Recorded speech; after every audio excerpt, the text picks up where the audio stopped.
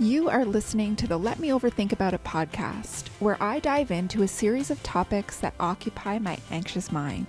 I'm Sam Madore, overthinker extraordinaire.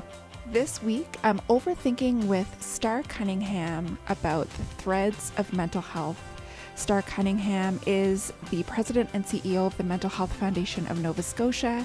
She is an award-winning journalist and a published children's author. I hope you enjoy our chat. I am here with Starr Cunningham. Hey, Starr. Hey, Sam. How are you? I'm doing well. How are you?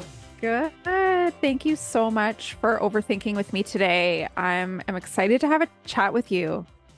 I'm very pleased to be here. Yeah. And so I just want to clarify. So Mental Health Foundation, of course, it supports this season of my podcast. I had you on my list before that was agreed upon, though, by the way. I just want to make that clear. That's not why you're here. I knew about that too, Sam. I remember we had this conversation about a year ago. So yes, I understand. So, and saying that, of course, you can see in the show notes, but Starr is president and CEO of Mental Health Foundation of Nova Scotia. And I feel like I'm just going to dive right in, Starr, because I don't know if you remember, we met years and years ago through the Canadian Mental Health Association Women in Wellness. Mm-hmm. I was just a little, committee member in backstage when you came to speak at that event. I can't remember what year you were there. It was like 9 or 10 years ago for sure. Oh man, yeah. Wow. That's I know. crazy, but yes. And I just wanted to dive right in and just say, why is it important for you? Why are you so connected to working in mental health, the field of mental health, and also speaking to mental health and wellness? The answer is very simple. I live with mental illness. And I've been exposed to mental illness my whole life. It's on both sides of my family. Right. I spent a lot of time hiding that fact, particularly when I was on TV for 23 years. I Yeah. didn't want anyone to know for fear of being judged or for fear of appearing weak. Mm-hmm. And when this opportunity presented itself to work with the Mental Health Foundation, it was perfect for me because it gave me an opportunity to fully embrace who I am and be open and honest and candid and connect with a lot of other people who are in the same boat. Oh, I love how you just said that, embrace who I am. That I think is going to, it certainly speaks to me, and I think will speak to a lot of people who are listening. And that fear of judgment is very real. And if I can ask, did you have sort of any real life experience with that, or was it just knowing that the stigma is there, and if I speak out in this environment, it likely will not be received well? I think it was knowing that the stigma was there for sure. Yeah. And, just growing up in a small community. So I grew up in Pictou County, and nobody talked about anything there. Like, Yeah. you never heard the word depression or anxiety or bipolar or anything. You just heard, oh, that person's not quite right. Yeah. Or, oh, if you don't smarten up, the NS hospital is going to come and get you, or Right. we're going to send you away to the NS. It was just always kind of a given that you were not to talk about it. And it's Yeah. funny because today I work at the Nova Scotia Hospital. That's where my Right. office is located. Oh, I didn't realize. And yeah, so we're right in the hospital, which is fantastic because we get to interact with patients and clinicians and family members every day.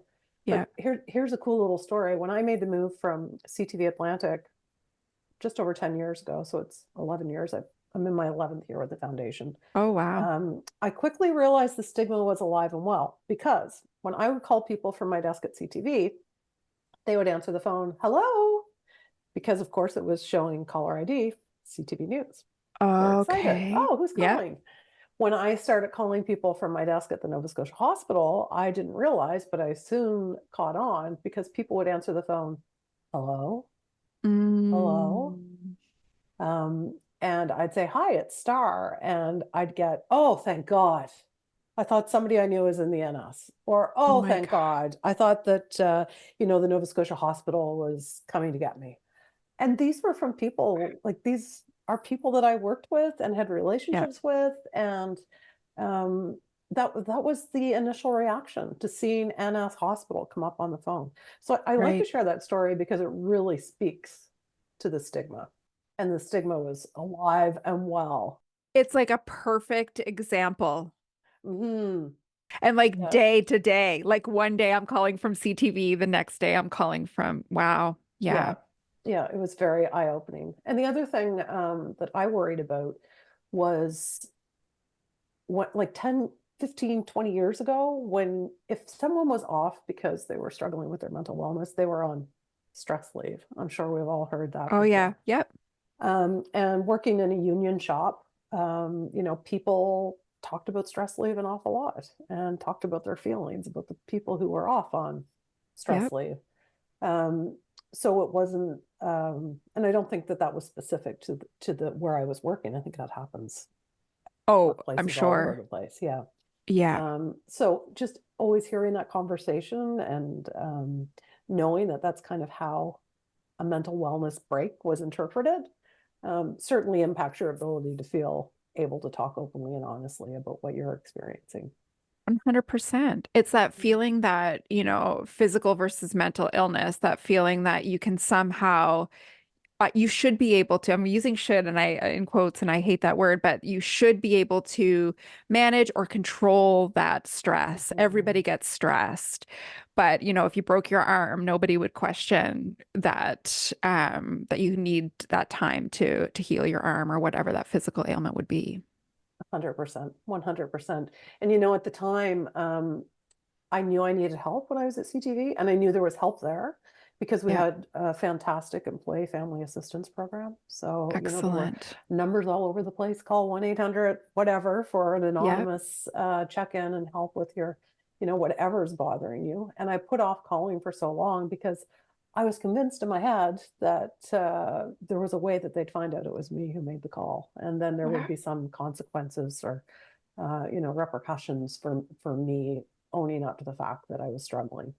Um, Right. when I was first started taking antidepressants, this is another story that speaks very loudly Yep. about how I felt at the time.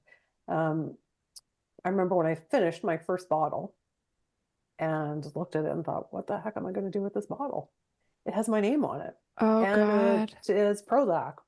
And I don't want to put it in the garbage because I don't want to bopping down the line at the landfill and Yeah. someone picks it up and says, "Oh my heavens!" At the time, my name was Starr Dobson. Yep. When I was on TV, Starr Dobson, Prozac. Starr Dobson shouldn't be Yeah. doing her job. I mean, all those things were going Yeah. through my head. I kept my bottles, and then I realized that I could scrape my name off with a nail file, and it would get that gooey, sticky prescription Yep. sticker gunk off the bottle. So I would do that every time before I put my pill bottles in the garbage. Like that's how much of a hold the stigma had on me. Right. When I started at the foundation, I shared that story on stage Yep. at a festival of trees. And the people who came up to talk to me afterwards, it was unbelievable. I had one woman say, Starr, you don't use a nail file. You just soak the pill bottles in the sink overnight and the labels come off right away. So And then I had clearly other another people are thinking and worrying about that too. Yeah. 100%, and then I had another person say, if you came to my house, you wouldn't believe how many empty pill bottles I have, like stuck in a Sobeys bag in the back of my closet because I've Yeah. never been able to throw one out for the same reason. What if the garbage got ripped open on the curb and my neighbors saw? That's what people were Wow. saying. I use a Sharpie, and then all of a sudden it became something that I was holding so close and so hung up on and worried Yeah. about. And as soon as I said it out loud, realized, okay, you know what? This is kind of something to laugh about at this point rather than something to be worried Right. about. And you think about the shame and holding that in for however Mm, long it took you to finally, get to the point where you can share that story out loud. exactly. And then for other people to relate, it's just like, really? Like I Yeah. literally, there's so many times where you're like, or myself too, where it's like, I literally thought I was the only person. Yeah. Same here. Yep. Happens. Yeah. It's what we do to ourselves. Go Yeah. figure. Even though we know the numbers are like 1 in 4, 1 in 4. Yeah. of us will struggle and experience a mental illness this year. I mean, those numbers, they tell the story. It's right Yeah. there. If it's 1 in 4, I mean, that's Yeah. us. That's us. Oh, 100%. And it's so interesting because I think about that, the courage that it takes to tell that story. But then, like, and going back to when we talked about you standing on the stage at Women in Wellness for CMHA, or like you said, at the Mental Health Foundation at the Festival of Trees, whatever. Like, where does that courage come from in you to just be like, okay, I went from, being ashamed or whatever that word might be of even admitting to this or even throwing Mhm. my pill bottles out to okay, now I feel like I can talk about this. Mhm. I think for me, it all happened when I took on the role at Right. Mental Health Foundation. You kind of How had can to. I, Yeah. how can I not have the courage, Yeah. and the strength and make myself vulnerable enough to talk about this out loud when I'm raising funds and raising awareness and acting as a voice for those people who are living with mental illness. It just came down Yeah. to, okay, like there's no way around this anymore. Swallow the nerves. Yep, it's coming Yeah. out. And at first, when I made the switch, people would ask me, "Why are you going to the Mental Health Foundation?" I'd say, "Well, I know a lot of people who live with mental illness, and over the years, it's the people I've interviewed who are willing to share their story openly that I find the most Yeah. courageous, and I'm inspired by them." And that was true. Yeah. Those were true reasons. But in my head, I just wanted to say, "And because I live with mental illness." But it took Right. me a while, even after I took the job, to be able to say that. Right. Yeah, and it's also there's comfort in the particular event that you're speaking at too. Like you almost Mhm. feel like you've got a big hug or like there's some kind of warmth to the event, even though, it's 600, 1,000 people, whatever it is, there's Mhm. still comfort in knowing that the people are there to hear that story, to be there to support mental health. And it's another thing altogether to just share it openly with the world or with, even on social media, for example. Mhm. It is. It is. But I can say that I've noticed a difference in the last decade. Great. And maybe it's because the people I'm exposed to are all within that Yes. mental health circle, Right. but I certainly have seen a difference. Oh, that's So awesome. that's good to know. It is. And I think too, like, and the reason I did this podcast was to talk about mental health in everyday conversations. Like some of my episodes aren't about mental health specifically, but inevitably mental health will be woven into it because that's the world we want to end up in, where it's like it doesn't have to be, I'm going to talk about mental health today. It's like it just happens in conversation because that's part of our makeup, it's part of our world. 100%. I was working on a project recently, and we were talking about, the homelessness problems that we have right now, and Yeah. poverty and food insecurity, and we were talking about all the stresses and everything that's so overwhelming in the world. And I, I said it's just like there's a needle with a thread, and that thread is mental health, Oh, I love and that it analogy. it ties and binds all of those things together. Like there's Yeah. nothing, I don't think there's anything that mental health doesn't impact Yeah. Oh man, one way or the other, right? On what, one like, way or the other. what came first, the chicken or the egg Yeah, kind of conversation, yeah, right? yeah. Oh, you're absolutely right. And I wonder too, from your perspective with Mental Health Foundation, how many people are you talking to directly, Star? Like who, because I can imagine that can be really heavy after a while, obviously, Mm. having those conversations. How many people who are impacted by mental illness are you speaking to directly and hearing those stories, about poverty, homelessness, and mental illness woven in? Well, that's what we do. We listen to people's stories, and Yeah. we accept grant applications. So we're getting applications from every corner of our province, Yeah. from people who are living in our communities and know what the gaps are and know where they need help. Yeah.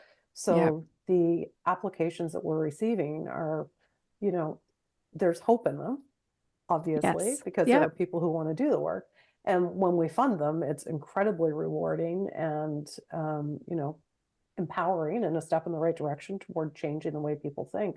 But when you Yeah. sit down and you're reading those applications, one after another, Yeah. and they're talking about seniors who are living in isolation, socially isolated, or talking about young people who are experiencing self-harm, or Yeah. talking about, veterans who are struggling with PTSD, addiction. We're seeing a lot more Yes. applications now asking for help with the opioid crisis and alcoholism. Um, you read those and you can really carry a lot of the weight of the world on your Oh man. shoulders. And I Yeah. think what we do at the foundation, and I already said the word, but the word is hope. So we look at everything through a lens of hope. So Right. I think if we were to look at those applications as, oh my gosh, like we're in trouble here, like you Right. know, Yeah. people are falling through the cracks. Like we could look at we could look at our applications that way, but we don't. We look at them as this is information coming to us from an individual or an organization in a community who wants to make a difference, who has Yeah. the ability to make a difference. They have the skills. They know there's a need there, and we can help them meet that need. So I guess we kind of flip all the negative Right. into how can we turn this around and make it more positive? Which is amazing and probably answers what I was just going to ask is how do you dust that off at the end of the day? But that's likely how Mhm. you do that, right? Is by Yep, shifting it into a yep, positive. into a positive. And like I say a lot of the same things all the time. If you hear me talk somewhere, you're going to hear my little mantras, I guess you would say. But I am the face of mental illness. Yeah. Yeah. I am a mother, a wife, a CEO, a community volunteer, a daughter. I am successful. I'm productive. I contribute to my community. I'm happy. And I Yeah. am the face of mental illness. Yeah. I'm not someone who is going to perpetrate a crime. Yeah. People who live with mental illness are more likely to be the victim of crime and Right. violence than they are to commit a crime. And I think that's something that I say a lot is, recovery is possible. Mental health is a continuum is Oh the other yeah. big thing. I have good days. I also have bad days. We all do Yeah. to different extremes. Um, so I guess that's kind of looking at it through the lens of hope and recovery and um, Possibility. understanding, yeah, and possibility, yeah, Yeah. is what helps me dust it off. Yeah. I mean, that's huge. And again, similar to what you just said, some days it's going to be easier to dust it off than others too, right? Mm-hmm. From that same lens. And I think, yeah, like I feel like having having conversations like this too, where you're honest about the impact that those applications have, or honest about, you know, the realities of where how people are living and also the realities of potential hope and possibility, I think helps with that too, because it just Mm-hmm. normalizes all of it. Mm-hmm. 100%.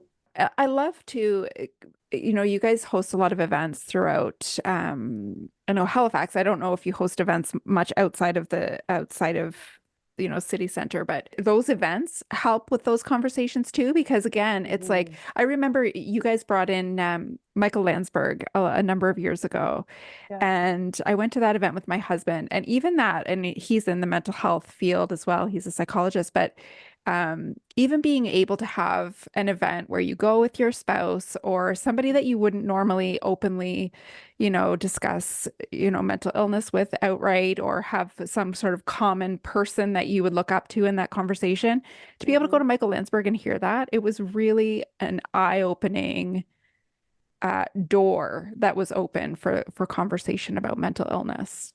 That was a Let's Keep Talking event.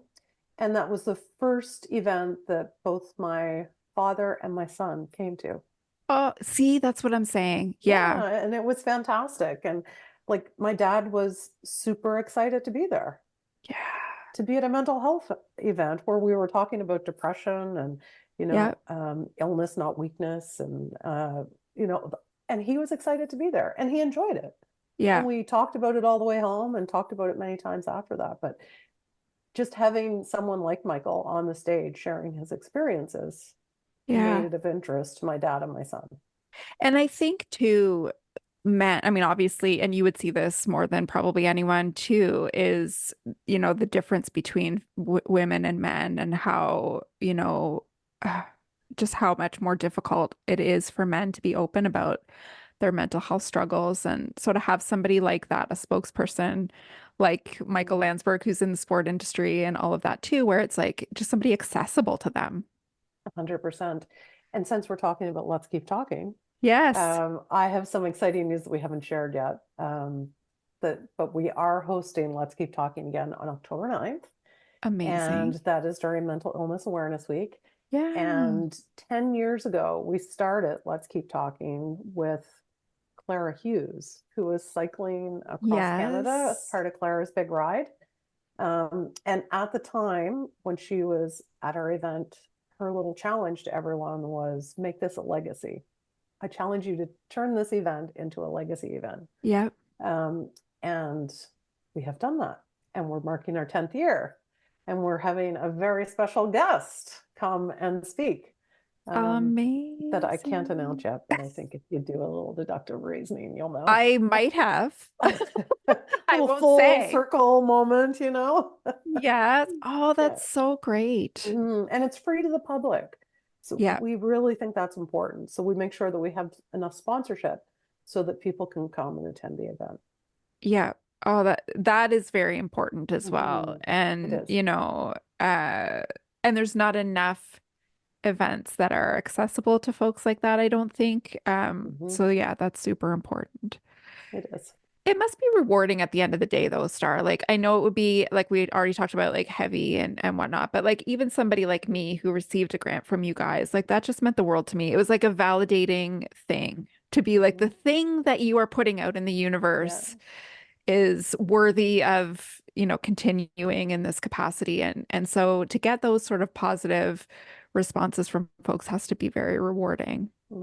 Incredibly so. And I could provide you with 1,000 testimonials, and none of them Yeah. would be the same Yeah. because everyone internalizes what they're doing in a different way.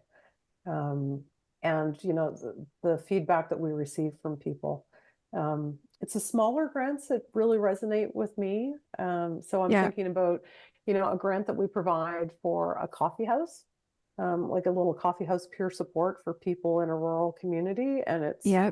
it's on the same day at the same time every week. And we hear from people who say, if it wasn't for that, I wouldn't leave the house all week. I wouldn't have any social connection all week. So when we think about awarding a grant for $5,000 to a small organization, we think, well, $5,000, you can't do much with $5,000, but Yeah. what these people do with the money that they're awarded is remarkable when you think that they're making connections and Oh, giving people yeah. purpose and giving people a place to go where they see themselves. They're with their peers And they can show up as themselves. as themselves 100%. Like that's so huge because, even any kind of social gathering for Mm-hmm. most people, I would argue, who struggle with mental illness is difficult to even get off your couch, right? Mm-hmm. 100%. But knowing that you can show up as yourself and know that you'll be supported or at least understood is just so important. Mm-hmm. Yeah. And I think too, you mentioned rural, like there's such a need for conversations like this in rural communities in Nova Scotia. So I mean, you would know more than I would, but I can just imagine. I mean, Truro is rural, but not nearly as rural as a lot of the other spots that you fund for sure. And I Mm-hmm. see it here, but just imagine those places that are kind of off the beaten path. How much less people are talking about depression or talking about their feelings. Mm-hmm. And how people don't have an opportunity to connect unless there is something specifically designed Right. for people who are struggling. Because, like you Yeah. mentioned, it's difficult to get out at the best of times. But especially if you're going somewhere where you don't know what to expect, Yeah. you fear judgment, or you don't have a way to even get there in the first place. Right. Well, that's the other thing. So some of the things that we fund are as simple as transportation costs for people to Yeah. get to the coffee house, whether that's Right. a bus ticket or, a taxi chit. Um, Yeah. and you're right, like people have access to far more services and programming when they live in an urban area. So Yeah. um, that's why it's so important that the funding that we provide goes from every end of from one end of the province to the other. Yeah. And every community is impacted. And this is a great opportunity for me to say that if there's someone listening to this podcast and thinks, oh, Yes. geez, I live in Guysborough County and we don't have Yeah. anything here for ABC, whatever it might be, for veterans who are struggling with PTSD. And I know a couple, and I would really like to, figure out a way to make a difference. Then Yeah. there is that opportunity there. And Totally. so we call for grants. Our first round is just closed. So we're in the Yes. process of scoring them now, and we'll be announcing who receives a grant April 1st, the first week in April, I should say. Don't want to put too Mm-hmm. much pressure on the team, Yeah. April 1st. Yeah. Fair. And then we open up grants again in July. So there are two opportunities. It's very user-friendly and accessible. It's on our website, mentalhealthns.ca. We have a full-time grants lead who is amazing. Awesome. She would be fantastic for you to talk to because she spends all day, every day connecting with the applicants and the recipients and, helping them take proactive steps Yeah. toward success, which is Right. wonderful. Well, that's the thing because speaking from experience, it can also be a little daunting. Like, it's like, okay, now I'm legit. Like, somebody's like counting on me for this. Yeah. Like, I have to be accountable-ish to somebody Mhm. now, right? But I think, yeah, it is validating, but it can also be a little bit daunting. So I do appreciate that support from the Mental Health Foundation Yeah, for great. sure. Great. Yeah. Oh, that's And great. we provide grants to a lot of large organizations too. So you mentioned CMHA. We support CMHA Yes. all across the province. So Yeah. in Truro, Colchester with Susan, and Yes. then in Halifax, Dartmouth, and CMHA Nova Scotia. So all across the province, we support organizations like Kids Help Phone, Oh, Big excellent. Brothers, Big Sisters, Strongest Families, Langhouse. You'll hear names that you think, oh wow, those are large, far-reaching organizations, Yeah. and we provide them with grant funding too. And even just hearing those names and knowing the work that they do, it just solidifies that point that you were making earlier that mental health is just woven into all of those Mm, conversations. Like if you think about Langhouse in particular, like you wouldn't necessarily first top of mind think mental health, but of course, it's in there. It's sure is. at the root of a lot of these organizations. Hmm. You wrote a kid's book, hey? Yep, two. We share that. We share that by the. Oh, you have two as well. Oh, that's Yeah. awesome. Yeah. Yeah. I'm just following in your footsteps. That's all. Just Well, I kidding. think they're both about animals, right? Mine's about They Gertrude the are. goat, and yours is about a puppy dog.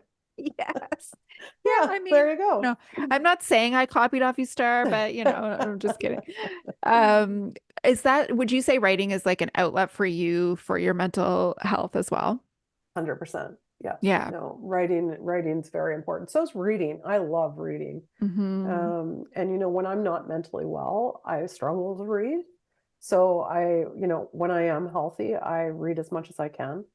Um, Hmm. Within reason. My husband says sometimes reading too much is a red flag for me that Oh, interesting. something's a little off because my signs all kind of revolve around seclusion. So reading kind of Okay. shows that I'm pulling away. So um, yeah, but reading and writing are really important. And the dogs. I love the dogs and I love being Yeah. outside.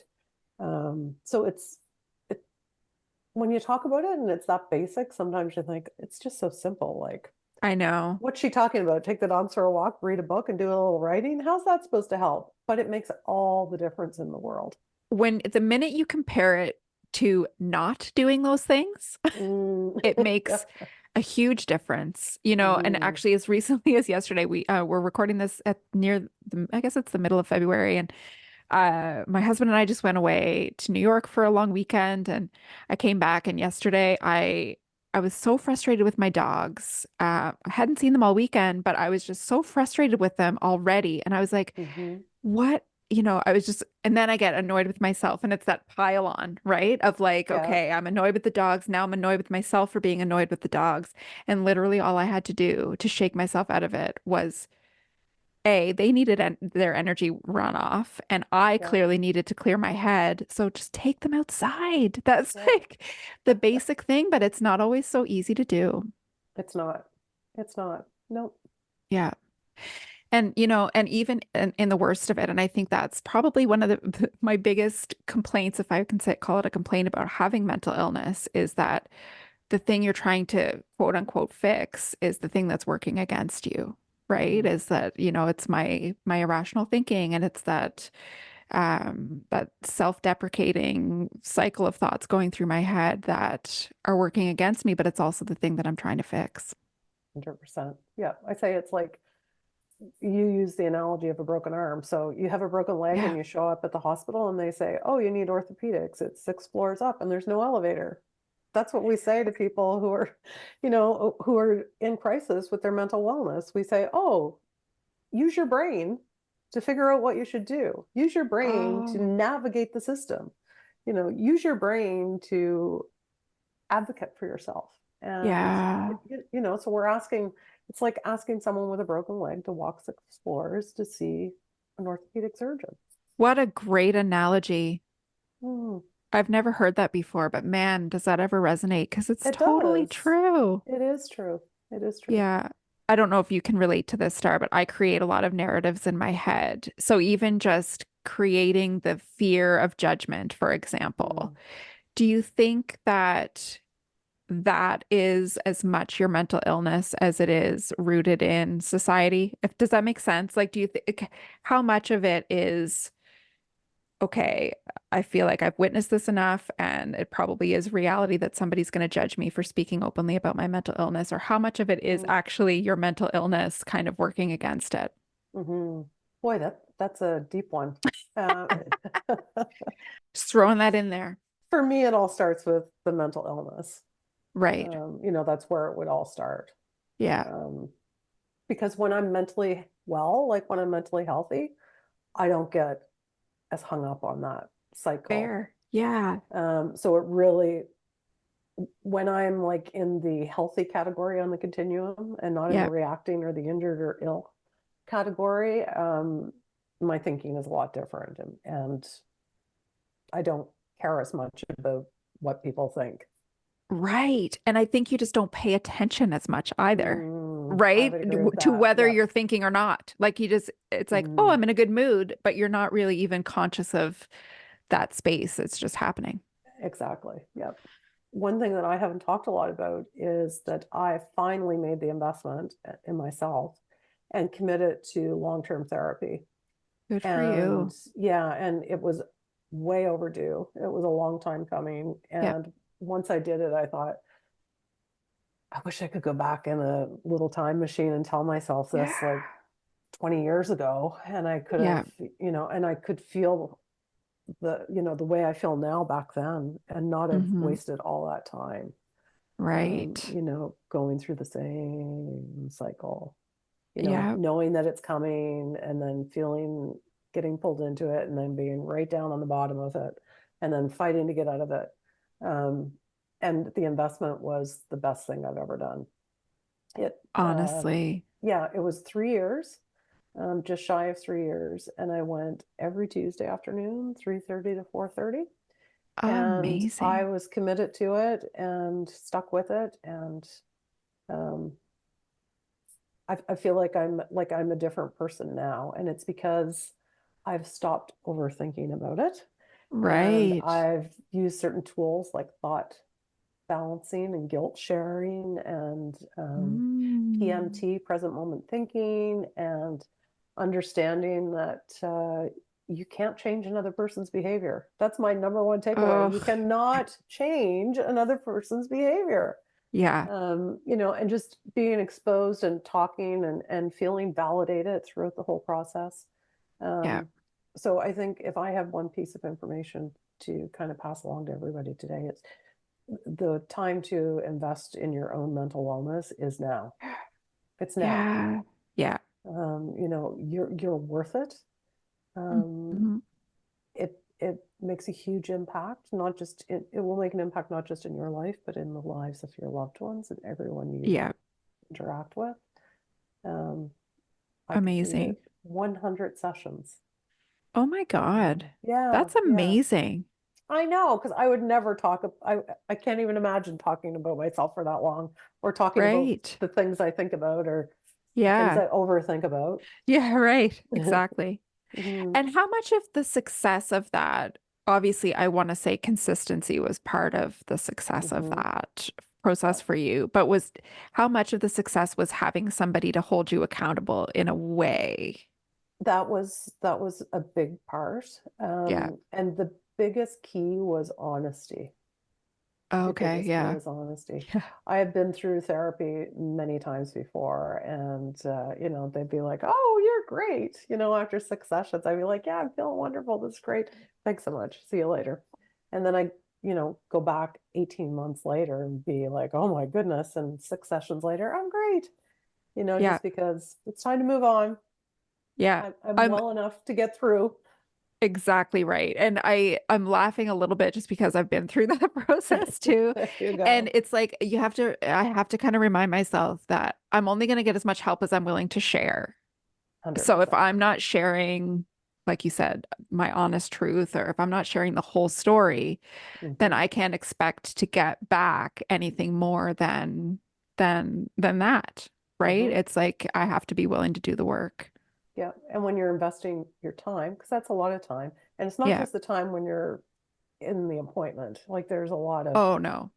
you know, it impacts a lot of your week. Yeah. And then there's the money, it's Yeah. not cheap to get help. And No. EAP and benefits only cover so much. Yeah. And, so it's an investment of time and money and everything, Yeah. all And of you. just valuing again, using your brain, which sometimes is not great for Hmm. us, Hmm. to really value that time and money and effort into the Hmm. process for sure. Yeah, man. Well, it's simple, not easy, right? That's right. I That's like it. that. Simple, Yeah. not easy. I tell myself that a lot. It's like, because sometimes I'll beat myself up too for being like, oh, it's so easy. Like, why don't I just, but it's like, it's actually not that easy. It's simple, but it's not No, that easy all the it's time. not easy at all. Yeah. Yeah. Do you have a quote, Star, that you go to, or are you not a quote person like I am? Like where if you need to sort of pick yourself up, or if you're feeling down, or maybe it's a song, I don't know, something that you go to that sort of helps to be Hmm. inspired or motivate you? Well, the quote that I go to now is, "You can't change someone else's behavior," Right. because Yes. that That's good. is like, it is excellent. I say it to myself all the time. Yeah. But I think if there's one that I've carried with me and I find most helpful, is, "This too shall pass." Oh, I love it. Yeah. Again, simple. Yeah, this too shall It's, pass. yeah, Tomorrow's a new it's day. so true. Yeah, I love that. Listen, thank you so much, Star, for overthinking with me. This has been a really great chat. I hope others have been as inspired as I've been. And we'll put all the info for Mental Health Foundation and all the links in our show notes as well. It's really nice talking to you, and I applaud you for the work that you do to make a difference and to change the way people think, not just in Nova Awesome. Scotia, but all over. Awesome. Thank you so much. Thanks, Sam.